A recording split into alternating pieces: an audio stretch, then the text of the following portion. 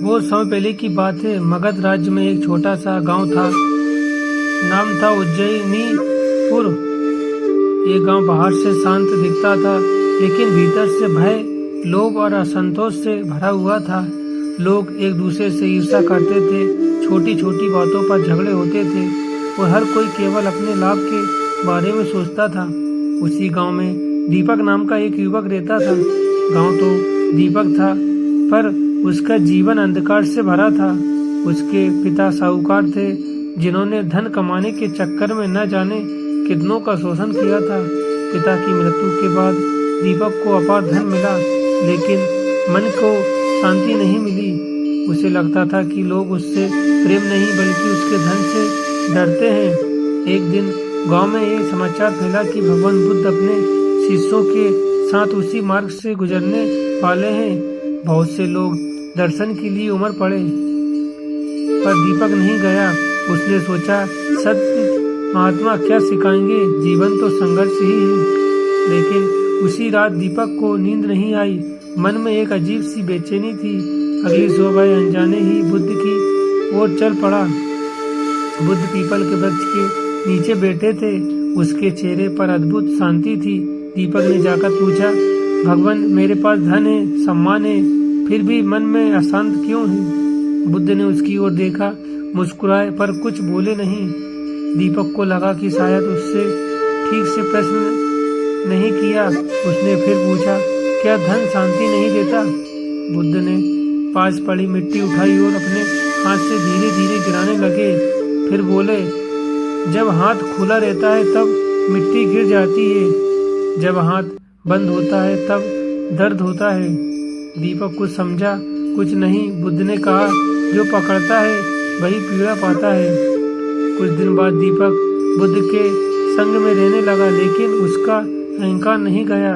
वह सोचता था कि वह दूसरों से अधिक समझदार है।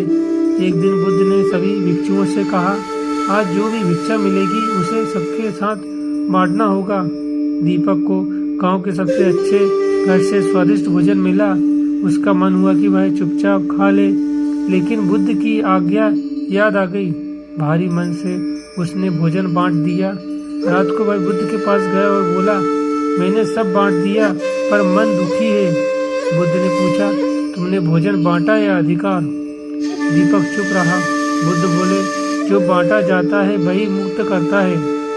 एक दिन गांव का एक व्यक्ति जो दीपक के पिता से पीड़ित था, बुद्ध के सामने दीपक को गालियां देने लगा। तेरा परिवार लुटेरा है, तू भी वैसा ही है।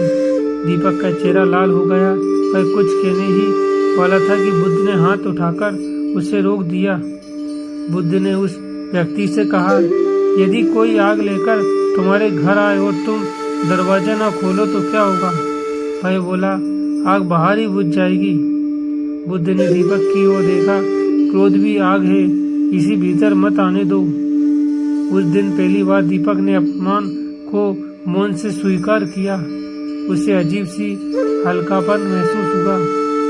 कुछ महीनों बाद बुद्ध ने दीपक से कहा, तुम्हें अपने गांव लौटना होगा। दीपक घबरा गया। मैं यहाँ शांति पा रहा हूँ। बुद्ध बोले, जो शांति जंगल में मिले और गांव में खो जाए वह शांति सच्ची नहीं होती। गांव लौटकर दीपक ने सबसे पहले अपने पिता के कर्मों का सामना किया। जिन लोगों से अन्याय हुआ था उनसे क्षमा मांगी, अपना धन लौटा। लोग चकित थे। एक बूढ़े ने कहा, तू बदल गया है। दीपक बोला, नहीं, मैंने स्वयं को पहचाना है। एक रात गांव में भयंकर अंधकार छा गया। कोई दीपक नहीं जला पा रहा था। लोग घबरा गए। तभी दीपक एक छोटा दीपक लेकर निकला। उसका प्रकाश कम था, अंधकार की ओर रहा था। किसी ने कहा, इतने छोटे दीपक से क्या होगा? दीपक मुस्कुराया। अंधकार को हटाने के लिए पूरे सूर्य की नहीं, एक दीपक की ईमानदारी चाहिए। उसी क्षण बुद्ध वहां पहुंचे। उन्होंने कहा, ये मेरी शिक्षा है। बुद्ध बोले, जो स्वयं को जीत लेता है वह संसार जीत लेता है। जो छोड़ देता है वही पाता है, और जो मौन में समझता है वही जागृत होता है। दीपक के नेत्रों से आंसू बहने लगे, दुख के नहीं, जागरण के। उस दिन गांव में केवल दीपक नहीं जला था, एक मन प्रकाशित हुआ था।